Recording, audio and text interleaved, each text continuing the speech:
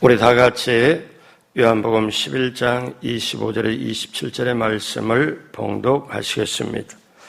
예수께서 이르시되 나는 부활이요 생명이니 나를 믿는 자는 죽어도 살겠고 무릇 살아서 나를 믿는 자는 영원히 죽지 아니하리니 이것을 내가 믿느냐. 이르되 주여 그러하이다. 주는 그리스도시요 세상에 오시는 하나님의 아들이신 줄 내가 믿나이다. 아멘. 새벽에 오신 여러분, 오늘 특별히 10월 3일 개천절 오신 여러분 정말 예수님의 이름으로 환영하고 축복합니다. 우리 하나님께서 여러분을 향하여 예비하신 축복을 넘치게 받으시고 누리시고 나누게 되시길 주님의 이름으로 축복합니다. 다른 때보다 오늘 새벽에 오신 분이 더 소중하게 보여요. 여러분, 개천절이 뭡니까? 하늘이 열린 날이에요. 우리는 정말 하나님의 그 축복, 예수님의 사랑, 성령의 능력이 가득 차게 되고 영적 하늘이 열려서 정말 하나님의 귀한 축복을 받게 되는 오늘 영적인 개천절, 정말 그렇게 되길 주님의 이름으로 축복합니다. 같이 한번 따라하세요. 하나님께서 주신 기회를 붙잡자. 이 주제를 가지고 기회 시리즈 말씀을 나누고 있습니다. 오늘 24번째, 오늘 말씀의 제목은 고통은 최선의 기회일 수 있다. 고통은 최선의 기회일 수 있다. 오늘 말씀의 제목입니다. 사람이 인생을 살아가면서 알게 모르게 누구나 고통을 겪게 될 때가 있습니다. 고통은 누구나 다가오지요. 또 예기치 않게 다가올 수 있습니다. 그래서 고통은 인생에 가는 길에 필연적이라고도 말을 합니다. 그런데 중요한 것은 고통에 대한 나의 반응입니다. 긍정적으로 반응할 수도 있고 부정적으로 반응할 수도 있고 대부분 고통이 다가오면 부정적인 반응으로 많이 합니다. 자, 그것은 너무나 일반적이니까 말할 필요가 없고요. 우리가 살펴볼 것은 그럼 고통에 대하여 정말 긍정적인 반응을 어떻게 내가 가지고 갈 것이냐. 고통이 다가와서 힘들고 어려운데 오늘 저와 여러분들이 이렇게 사도 바울이 로마서에 뭐라고 말씀하냐면 너희가 환난을 당하면 즐거워해라. 근데 저와 여러분은 환난 당하면 즐거워할 수준이 아직 안 돼요. 제가 이렇게 단언적으로 얘기하는데 그렇게 될 정도의 사람이 쉽지 않습니다. 그런데 환난을 당하면 즐거워라. 왜냐? 환난은 인내를, 인내는 연단을, 연단은 소망을 이루는 줄 압니다. 환난 이 고통 다음에 엄청난 하나님의 예비한 축복이 있고 소망이 있는 줄 믿음으로 그걸 알기 때문에 환난 당하면 즐거워할 수 있다. 아하, 환난이 오면 내가 힘들겠구나. 인내가 훈련이 되고 연단이 훈련이 되고 그 다음에 소망이 오고 그 다음에 하나님의 합력의 선을 이루겠구나. 믿음으로 받아들이면서 그 믿음과 소망을 가지고 이 환난을 이겨낼 때 이 환난은 나를 정말 주저앉히기 위해서 아니고 상급을 주시기 위해서 하는 거구나. 그래서 환난을 겪으면 즐거워해라. 이거는 정말 굉장히 귀한 수준입니다. 그렇잖아요. 사도 바울의 수준. 자, 그러면 저와 여러분들이 우리가 큰 일, 작은 일, 어떤 고통이 다가올 때 고통이 나에게 최선의 기회일 수 있구나. 내가 하나님을 닮아가고 아니면 하나님의 예비한 축복을 받고 누리고 나누고 아니면 내가 하나님의 사람으로 변화될 수 있는 아예 절호의 찬스구나. 고통이 최선의 기회일 수 있구나. 자, 그러면 고통에 대한 긍정적인 반응을 우리가 어떻게 해야 될까요? 첫째로 성급하지 말아야 됩니다. 성급하지 말아야 돼요. 오늘 본문의 사건은 2000년 전에 이스라엘에서 일입니다. 당시 예수님 당시의 그 나라의 풍습으로는 사람이 죽으면 그 나라는 그날 바로 장례를 치릅니다. 왜냐하면 사막에 있고 온도가 높기 때문에 그날 장례 치르지 않으면 시신이 부패되기 때문에 그래요. 그리고 그날 바로 장례를 치르고 그리고 일주일간의 애도 기간을 갖습니다. 애도 기간을 가질 때는 유족은 몸에 기름도 바르지 못하고 때로는 신발을 신지도 못하고 어떤 형태나 공부도 일도 하지도 않고 심지어 씻는 것도 금하고 나름대로 애도 기간을 그렇게 깊게 일주일 정도 보내고 그 다음에 한 달 정도를 정상적인 일을 하면서 가볍게 또 애도의 기간을 나름대로 보냅니다.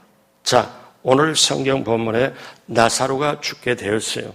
근데 나사로는 예수님께서 엄청 사랑하는 사람이에요. 쉽게 말하면 예수님하고 친구예요. 그래서 이렇게 나사로가 죽게 되었으니 빨리 가서 고쳐주면 되겠지. 우리는 생각에 예수님이 사랑하는 사람이고 친구니까 지금 죽게 되었다. 그래서 기별을 딱 받으면 바로 가서 고쳐주셔야지. 우리는 이렇게 생각하잖아요.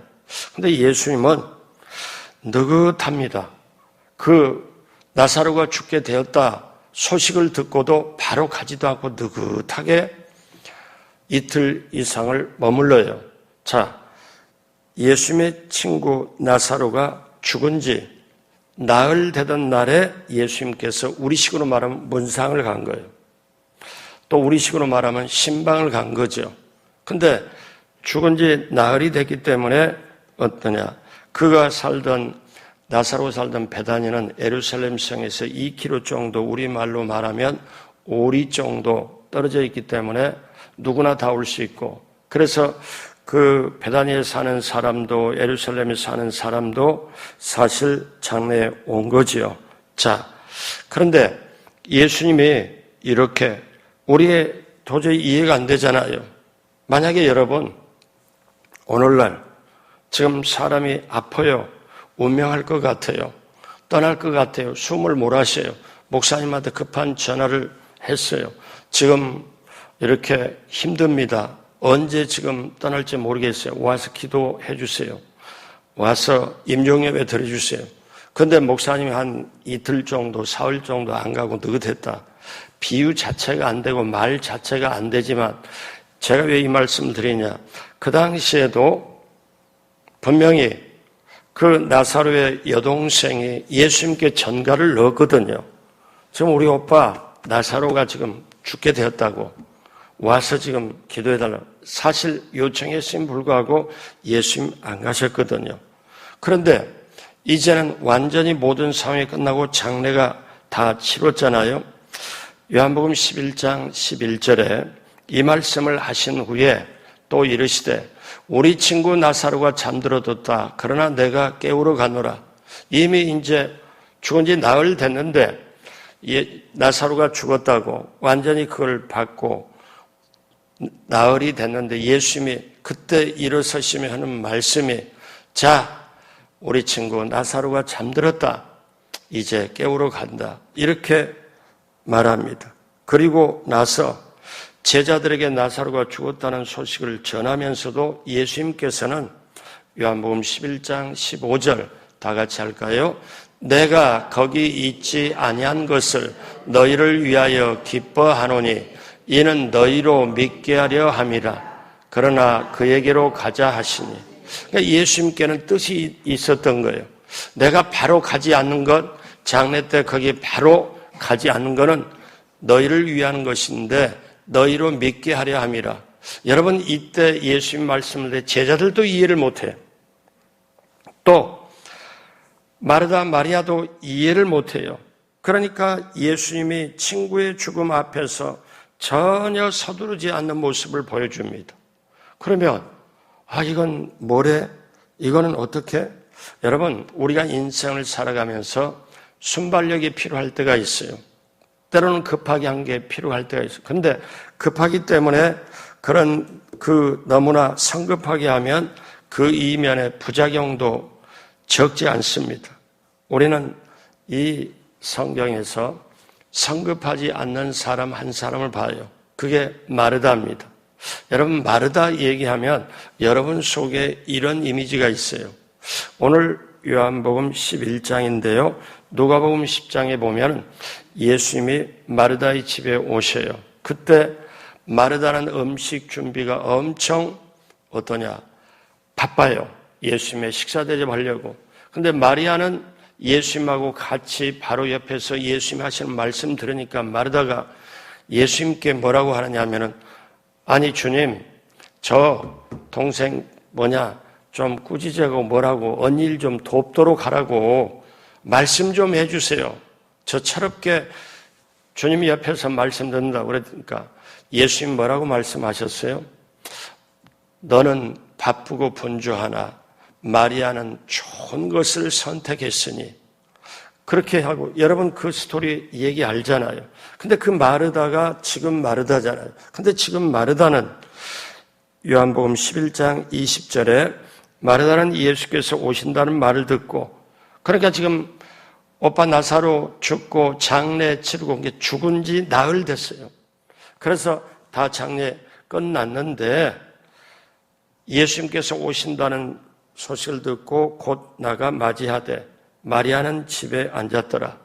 마르다는 집 밖에 나와서 예수님을 맞이하는 거죠. 그러면서 마르다가 예수님께 한마디 합니다. 21절에 마르다가 예수께 여짜오되 주께서 여기 계셨더라면 내 오라버니가 죽지 아니하였겠나이다. 서러운 거죠. 속에 아주 힘든 거죠. 서운함이 있어갖고 얘기해요. 주님께서 여기 계셨으면, 그리고 죽게 되었다고 얘기했을 때 바로 오셨으면 내 오라버니가 죽지 아니하겠다이다. 자, 근데 마르다는 예전에 누가복음 10장의 모습과 차이점을 보입니다. 마르다는 이전의 모습과 급하게 서두르질 않아요. 느긋하게. 그러면서 뭐라고 얘기하느냐 하면 이 말씀이 그걸 증명하죠. 22절 다 같이 합니다. 그러나 나는 이제라도 주께서 무엇이든지 하나님께 구하시는 것을 하나님이 주실 줄 아나이다. 여러분 여기서 이제라도, 지금이라도 주님께서 기도하고 하나님께 구하시면 하나님께서 응답해 주실 것을 믿습니다. 이제라도. 그러니까 느긋하게 기다린 거예요. 그러면서 지금이라도 그 급한 성격을 가지고 있던 마르다가 지금 바뀌었습니다. 어떤 상황이라도 주님의 인도하심을 신뢰할 수 있게 되고, 예전에는 분주하게 급하게 성격 때문에 막 처리를 하고 그렇게 됐고 직성이 그렇게 해야 풀렸던 그녀가 이제는 모든 것을 버리고 놔두고 주님을 의탁하게 돼 있어요. 그래서 예수님이 바로 뭐라고 말씀하냐면, 자, 여기부터 이제 중요한데, 마르다가 이제라도, 지금이라도, 시방이라도 주님께서 무엇이든지 하나님께 구하시는 걸 하나님이 주실 줄 아나이다. 이렇게 마르다의 지금 신앙 고백이거든요. 그랬더니 주님께서 뭐라고 말씀하시냐, 23절 같이 합니다. 예수께서 이르시되 내 오라비가 다시 살아나리라. 자, 주님이 이 말씀을 하셨어요. 그러니까 예수께서 내 오라비가 다시 살아나리라. 지금 죽은 지 나흘 되고 장사 다 지내고 무덤 속에 있는 걸 주님이 알고 계셔요. 그래서 뭐라고 하십니까? 내 오라비가 다시 살아나리라. 그랬더니 이제 마르다가 믿음이 어떠냐면 그 믿음의 수준을 그대로 얘기하는 거예요. 뭐라고 하냐면 24절에 마르다가 이르되 마지막 날 부활 때는 다시 살아날 줄을 내가 아나이다. 그러니까 어떠냐면 이거는 이제 마르다가 주님이 역사하고 뭐 하면은 그렇게 주님이 기도하면 다 하나님 아버지가 들어줄 걸 압니다 하고 일반적인 믿음을 가진 거지만 주님이 막상 내 오라비가 다시 살아나리라. 그러니까 마음속에 마르다가 지금 뭐가 냐면 서운함이 있어요. 마음속에 마르다의 마음은 아까 말했듯이 주님이 여기 계셨더라면, 일찍 오셨더라면 내 오라비 죽지 않은, 이게 마음속에 서운함과 그게 있어요. 그래서 뭐라고 그러냐면 이런 마음입니다. 내 오라비가 다시 산다. 그랬더니 맞아요. 다시 살겠지요. 나중에 마지막 날 부활 때는 다시 살 줄을 저도 알아요. 그러니까 조금 서운함과 그 다음에 이게 배어나죠. 그랬을 때 이제 그 당시 상식은 그렇게 말하잖아요. 그러니까 정확하게 말하면 내 오라비가 지금 다시 살아나리라 이 말씀을 주님은 하신 건데 마르다는 일반적인 믿음 가지고 마지막 날 나중에 모두가 부활할 때 그때 다시 살 걸 저도 그건 알지요. 그 속에 서운함이 있습니다. 그때 예수님께서 여러분 요한복음에 3장 16절이 성경에 대표하지만 그 다음에 엄청난 유명한 중요한 말을 예수님께서 그 다음에 하십니다. 이거는 평생 저희들이 외우고 붙잡고 심령의 가슴속에 넣어야 될 말씀을 그 다음에 유명한 말씀을 주셔요. 이것 때문에 25절부터 26절 여러분이 너무나 잘 아는 말씀이에요.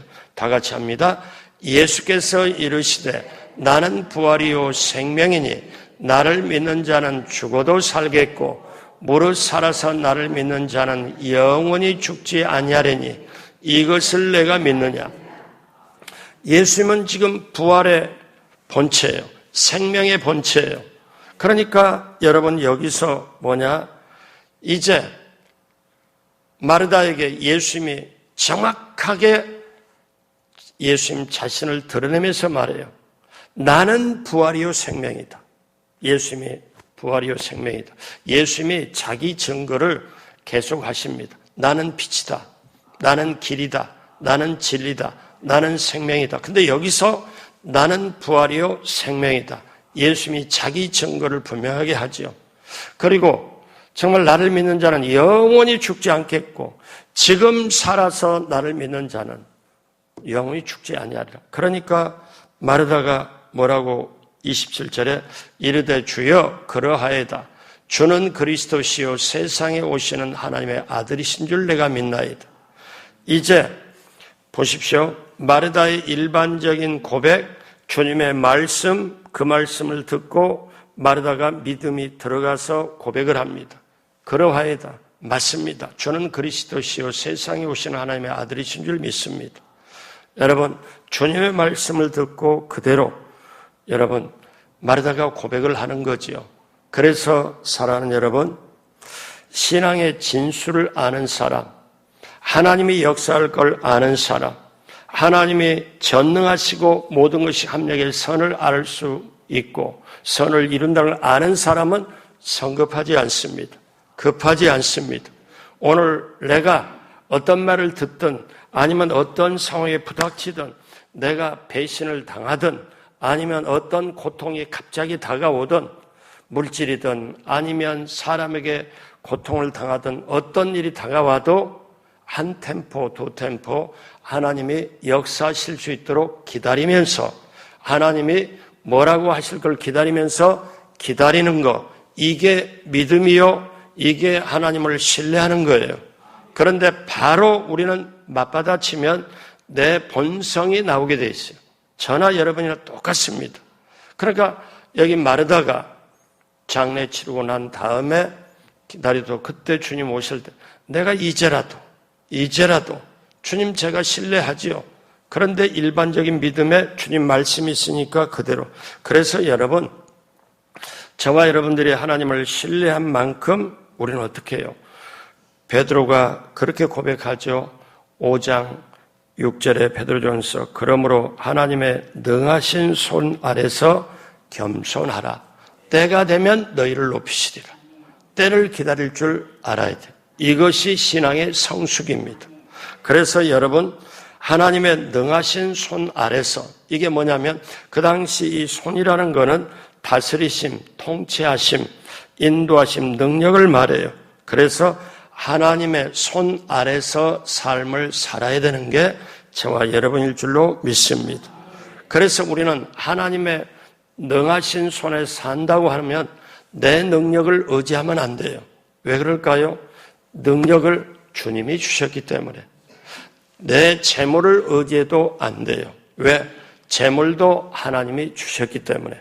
그러므로 사랑하는 여러분, 우리가 주님께서는 자신의 모습을 통하여 친히 보여주셨습니다. 어떤 상황이든지 조급함을 가지지 말고 때를 기다려야 하고, 여러분 그때 사람의 때가 아니고 하나님의 때를 만나요. 하나님의 때를 만나요. 그래서 여러분 우리가 믿음을 가져야 되고 순종을 하면서 하나님의 때를 기다리는 것, 이것이 그리스도인의 본분인 줄로 믿습니다. 자, 한 청년이 깊은 산속에서 길을 잃었습니다. 그는 폭풍우가 몰아치고 칠흑같이 어둡고, 그런데 그는 번개에 대한 공포심이 있습니다. 그래서 손전등을 가지고 있지만 이 비가 엄청 내리고 폭풍우 속에서 그러다가 번개가 갑자기 딱 치니까 너무 번개에 대한 공포심이 자기에게 있는데, 그러다가 손전등을 손에서 놓치고 바로 밑에 돌에 부딪혀갖고 손전등이 깨져버렸습니다. 이러니까 이제는 완전히 캄캄하고 도무지 정신을 차릴 수가 없습니다. 그런데 갑자기 번개가 딱 치니까 주위가 확 순간에 환해지니까 저쪽 밑에 길이 보이는 거예요. 그래서 거기서 엉금엉금 이렇게 기어가다시피 해서 그 길을 보고 거기까지 거의 도달하나 싶었는데 또 번개가 한번 오르르 쾅쾅해 번개가 딱 치고, 그러니까 기다렸다가 번개가 딱 치니까 갑자기 화난 거 어디가 길이냐 하고 딱 보고, 그 다음에 또 가다가 길이 없으면 또 기다렸다가 번개가 딱 치니까 갑자기 환해지니까, 그래서 결국 번개를 기다리고 번개 때문에 길을 찾아서 내려왔다는 이 얘기. 자, 이거는 저와 여러분들의 인생도 마찬가지입니다. 이 청년이 번개가 너무나 두려웠지만 우리가 두려움으로 살고 두려움으로 보는 대상이 있어요. 왜? 고통도 당할 때, 모함도 당할 때, 배신을 당할 때, 가난, 질병, 예기치 않는 엄청난 환난이 다가올 때, 이것이 우리 두려움의 대상인데 이것이 번개처럼 우리에게 하나님께로 가는 그 길을 잡아줄 수 있다는 거예요. 오히려 두려움의 대상이 오히려 나를 안내할 수 있다는 거예요. 이것이 바로 긍정적인 반응입니다.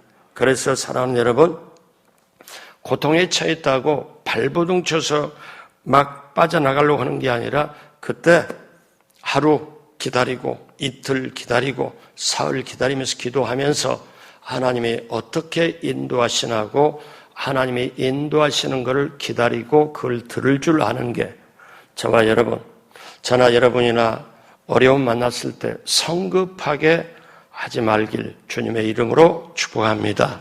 그러면 어떻게 해야 됩니까? 두 번째, 주님을 전적으로 신뢰를 해야 됩니다.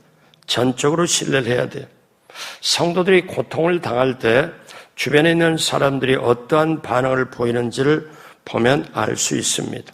자, 예수님이 와서 보니까 예수님이 사람들이 마르다도 그렇게 하고 사람들이 보는 눈초리가 믿지를 않아요, 예수님을.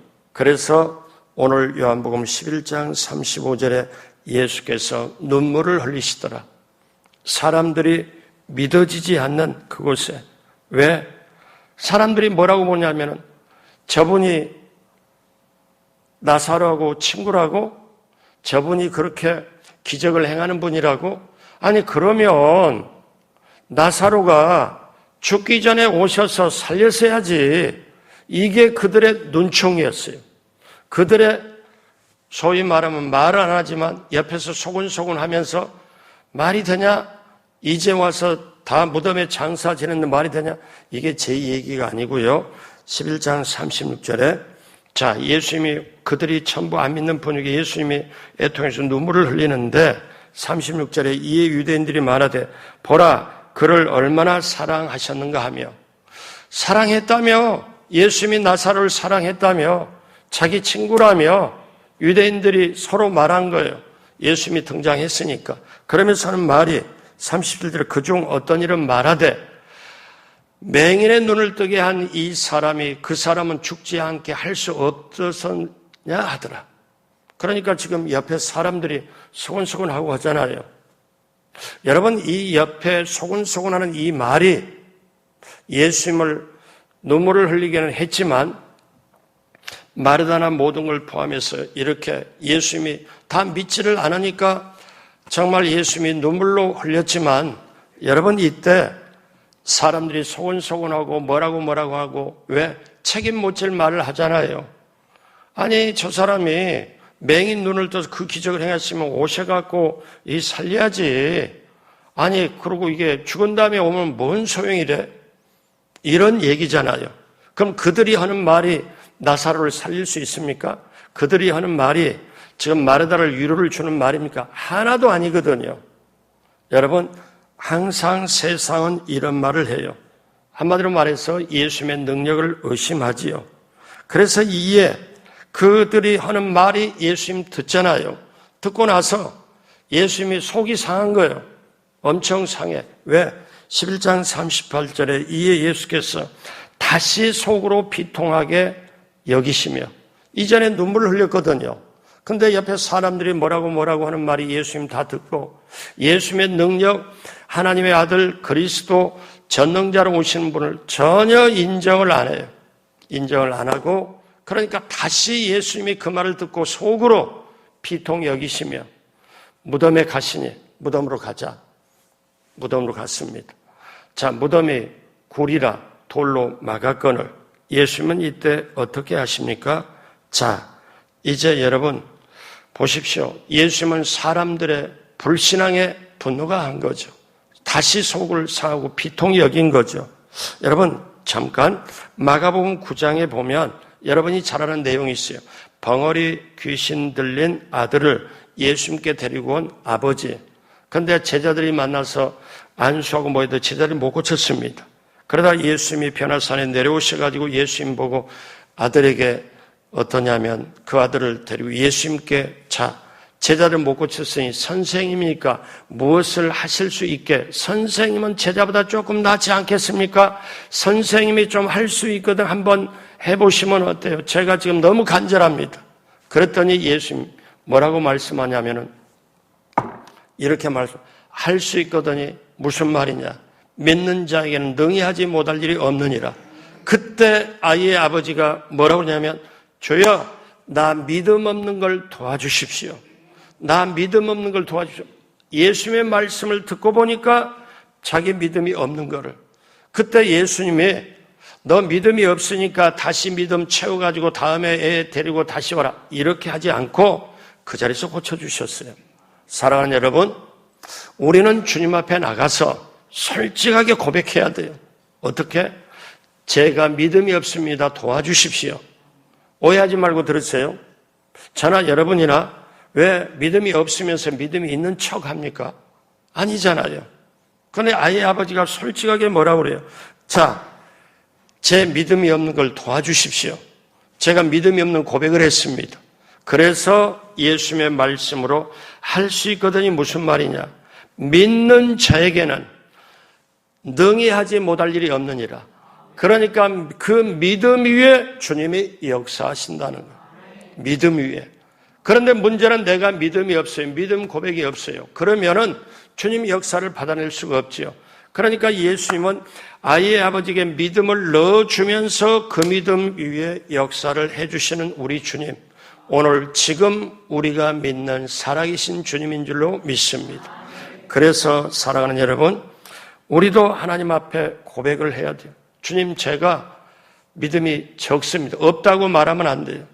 제가 믿음이 적습니다. 제 믿음이 적은 고로 제 믿음을 크게 해 주십시오. 그리고 제 속에 믿음을 보고 주님 역사해 주십시오. 자, 고통이 다가오는데 고통을 이겨낼 힘이 없어요. 그러면 주님께, 주님, 제가 고통을 당하는데 이 고통이 너무 심해서 제가 잠도 못 자고 밥도 잘 못 먹습니다. 주님, 제가 고통을 이길 수 있는 힘이 제게는 없네요. 제게 믿음을 주셔서 이 고통을 이겨낼 수 있도록 해 주십시오. 솔직하게 우리는 고백을 해야 될 줄로 믿습니다. 여러분, 오늘 첫 번째, 성급하게 하지 말아야 된다. 두 번째, 주님을 전적으로 신뢰해야 된다. 그러면 앞으로 우리는 어떻게 해야 됩니까? 셋째로 주님의 말씀에 따라 행동해야 된다는 것. 주님의 말씀에 따라 자, 나사로의 무덤으로 간 예수님은 사람들에게 말합니다. 11장 39절 다 같이 한 목소리로 하지요. 예수께서 이르시되 돌을 옮겨 놓으라 하시니 그 죽은 자의 누이 마르다가 이르되 주여 죽은 지가 나흘이 되었음에 벌써 냄새가 나나이다. 여기서 또 인간의 마르다가 지금 마르다의 일반적인 믿음이 이해가 되잖아요. 여러분이 지금 우리가 이 메시지를 들으면서 우리가 지금 마르다의 믿음을 뛰어넘는다. 천만에요. 마르다는 지금 자기 손으로 자기 모든 걸 보고 죽는 걸 봤고 이미 무덤에 넣고 돌을 무덤 입고 막아놓고 이미 지금 하루 만에 장사를 지내야 되고 왜 시신이 부패하니까 그러니까 이미 나흘이 돼요. 벌써 냄새가 납니다. 이거는 육신의 눈으로 보는 거에 마음으로 생각하는 게 지배를 당하는 거예요. 그런데 여러분 보십시오. 예수님께서 뭐라고 말씀하냐면 정확하게 짚어요. 40절에 이어서 뭐라고 하시냐. 예수께서 이르시되 내 말이 너가 믿으면 하나님의 영광을 보리라 하지 아니하였느냐. 너가 내 말을 믿으면 하나님의 영광을 보리라 하지 아니하였느냐. 자, 그래서 어떻습니까? 예수님께서 보고 너희가 나를 믿느냐? 그러면 하나님의 영광을 보고 자, 너희의 믿음을 내게 보이라. 믿음을 내게 보이라. 그러면서 예수님이 뭐라고 하시느냐? 11장 42절에 하나님께 기도를 합니다. 항상 내 말을 들으신 줄 내가 알았나이다. 그런데 여러분, 제가 오늘 설교 여기까지 한 게 이유가 이것 때문에 그렇습니다. 지금까지 스토리보다 이거 잘 보십시오. 예수님이 거기서 하나님 아버지께 기도를 해요. 항상 하나님 아버지는 내 말을 들으신 줄 내가 아나이다. 그러나 이 말씀을 하옵는 것은 제가 지금 이렇게 하나님께 하는 것은 이 둘러선 무리들을 위함이니 이들은 지금 믿지를 않습니다. 불신이 가득한 이들을 위함이니 곧 아버지께서 나를 보내신 것을 그들로 믿게 하려 함이라. 하나님이 보내신 예수 그리스도를 나의 주로 믿게 하려 함이라. 그래서 이 둘러선 무리를 위함이니 하나님 앞에 이렇게 예수님이 기도하시고 그 다음에 뭐라고 말씀합니까? 나사로야 나오라 하고 선포를 합니다. 그랬더니 나사로가 이 전능자, 이 살아계신 하나님의 아들 예수님의 말씀을 듣고 나사로가 지금 어떠냐? 우리식으로 말하면 마지막에 입관할 때 입는 삼배던 배옷을 딱 입고 묶여 있을 거 아니에요? 나사로가 어떻게 해요? 어떻게 나와요? 무덤에서 나올 때 누워서 탁 있고 이미 시체는 뭐 냄새가 나는 이 나사로가 묶여 이렇게 있는데 누워 있는데 주님이 말씀해요. 나사로야 나오라. 그러니까 이게 어떻게 나오냐면 일어서서 묶여 있으니까 통통통 해가지고 주님 앞으로 통통통 나오니까 주님께서 뭐라 풀어놓아 다니게 하라. 그래서 나사로는 정말 예수님이 뭐라고 나는 부활이요 생명이니 이 말씀을 주의로 믿게 하려 함이라. 그러니까 주님의 수준과 마르다의 수준과 주위에 있는 수준이 엄청나게 다르잖아요. 예수님이 뭐라고 말씀해요? 하나님께 기도할 때 하나님 내 말을 들으신 걸 감사합니다. 늘 내 말을 들어주신 것을. 그러나 이 말씀을 하옵는 것은 둘러선 무리를 위함이다. 이들이 불신을 제거하고 믿게 하려 함이다.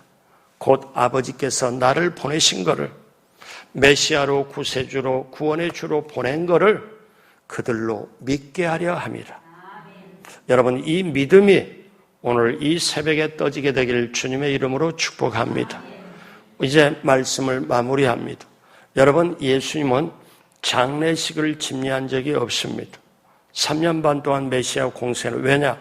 예수님은 본체가 생명이에요. 예수님은 본체가 부활이에요. 빛이에요. 죽음은 어둠의 그림자입니다. 그런데 죄의 값이 죽음이죠. 그런데 예수님은 빛이요 생명이에요. 빛과 생명 앞에 사망과 죽음이 얼씬거리지를 못해요.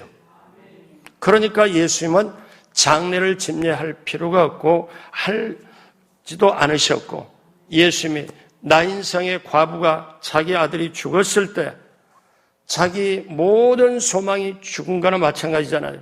그걸 상여를 메고 이제 예루살렘 성 밖으로 장례를 치르려고 나올 때 그 과부를 보고 예수님이 청년아 일어나라. 여러분, 그렇게 죽은 나사로를 살렸고, 왜?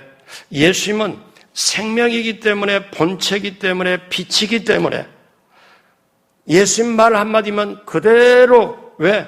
천지를 창조하실 때 나무들은 이제 빽빽이 우거질지어다, 하늘에 별은 있을지어다, 말 한마디로 모든 걸 다 만들어 놓고, 가장 중요한 사람은 직접 손을 써가지고 만들어 놓고 하나님의 영적 생기를 불어넣어 가지고 다스리고 정복해라. 그리고 충만하고 행복하게 살아라. 그런데 죄를 지어서 죄값을 치르지. 죄값은 사망이고. 그럴 때 예수님이 그거를 위해서 오셨어요. 사랑하는 여러분, 우리 인생이 짧아요. 잠시 잠깐이에요. 근데 여기서 가장 중요한 거는 예수님을 믿는 거예요. 같이 한번 따라서 합니다. 주님은, 예수님은 살아계신 하나님의 아들이고 그리스도십니다. 나는 이것을 믿습니다. 아멘. 그러면 된 거예요. 그래서 여러분, 이 세상에 지금도 앞으로도 세상에는 소망이 없어요. 세상의 마지막 끝은 심판이고 없어요. 근데 우리가 예수님을 믿을 때, 이거를 믿을 때 본인이 말씀하시잖아요. 내가 부활이고 생명이다. 그럼 부활 앞에, 생명 앞에, 여러분 이거요 아셔야 돼요. 뭐냐? 나사로도 다시 살았습니다. 회당장 야이로 딸도 살았습니다. 그리고 어떻게 해요? 나인성 과부의 아들도 다시 살았습니다. 근데 이들은 얼마 동안 살다 다시 죽습니다. 맞아요, 틀려요? 이들에게 부활이라는 단어를 안 씁니다. 아시나요? 부활은 영원한 부활, 생명 빛인 예수님께만 써요.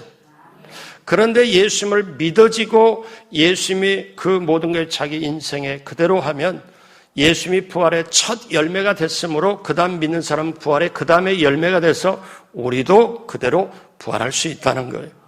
그러니까 이 생명, 본체, 빛이고 부활인 이 주님을 내가 믿어진다는 게 엄청난 기적입니다. 보통 일이 아닙니다. 그래서 우리에게는 소망이 있는 거예요.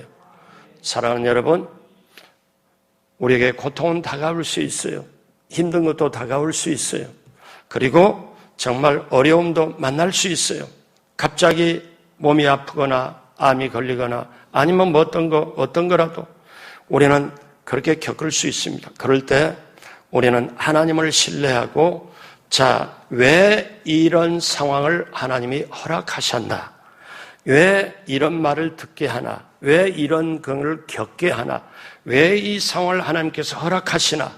이거를 우리가 하나님께 묻고, 그러면 내가 이 상황에서 어떻게 하기를 하나님이 원하시나?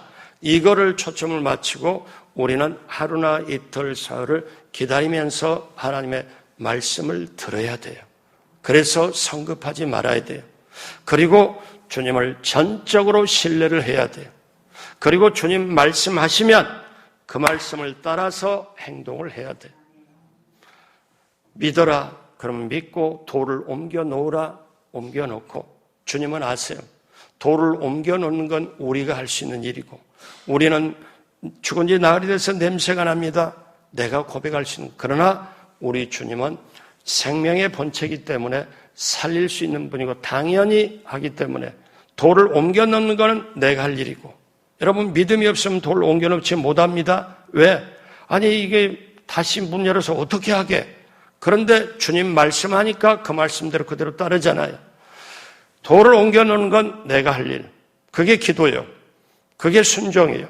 그런데 살리는 건 주님이 하실 일이에요. 여러분 그 역사가 우리 인생에 모두가 있게 돼요. 여러분께 예비한 하나님의 예비한 축복을 받고 누리고 나누는 놀라운 축복을 행진을 하는 형통함을 받고 누리고 나누는 저와 여러분 모두가 되길 주님의 이름으로 축복합니다. 기도하겠습니다. 하나님 아버지, 이렇게 귀한 공휴일에 새벽에 나온 한 사람 한 사람 인생을 책임져 주옵시고, 한 사람 그 앞에 시온의 대로가 열리게 하여 주옵시고, 이 자리에 부부끼리 나왔습니다. 하나님 넘치는 축복으로 함께하여 주시고, 이 자리에 부모 자녀가 나왔습니다. 하나님 넘치도록 하나님께서 축복의 축복으로 함께하여 주옵시고, 이 자리에 정말 나온 한 사람 한 사람을 하나님 인생의 놀라운 시온의 대로가 그리고 예비한 축복을 받고 누리고 나누게 되게 하여 주옵시고, 마송 순복음교회 모든 가족들이 영혼 잘되고 범사를 간극하게 되게 하여 주옵시고, 대한민국에 있는 모든 교회들 성도님들이 마지막 때에 깨어 참된 믿음 가지고 주님의 뜻을 온 천하에 행하는 모두가 축복받은 이 나라 이 민족이 되게 하여 주옵소서. 감사하며 예수님의 이름으로 축복하고 기도드립니다. 아멘.